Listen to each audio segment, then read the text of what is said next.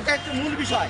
দ্বিতীয় বিষয় হচ্ছে 27শে সেপ্টেম্বর, আমরা এখনো বলছি 27শে সেপ্টেম্বর বিকাশ ভবন থেকে আমাদের বেতন বৃদ্ধির ফাইল গভর্নর সিএমও দপ্তরে গেছে, সেই ফাইল এখনো পড়ে আছে।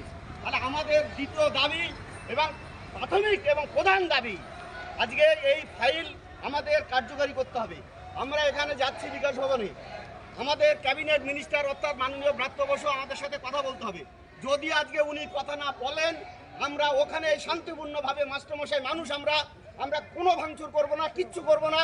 আমরা শুধু বিকাশ ভবনের সামনে একদিন, দুদিন, 3 দিন শুধু অবস্থান করব।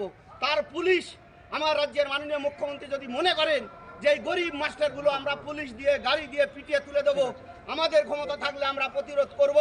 আর পুলিশ প্রশাসনের যদি ক্ষমতা থাকে, আমাদের রাতের অন্ধকার ওখান থেকে তুলে দেবে। দেখা যাক প্রতিরোধ কত বঞ্চনার প্রতিরোধ বেশি। আমরা বারবার বলেছি আমাদের লড়াই সরকারের বিরুদ্ধে নয়, সরকারের বঞ্চনার বিরুদ্ধে। সরকার আমাদের প্রতি বঞ্চনা করছেন, অভিমুখ পরিবর্তন করতে হবে সরকার। কারণ কোনো সংগঠন কোনো সরকার পরিবর্তনের ডাক দিতে পারে না।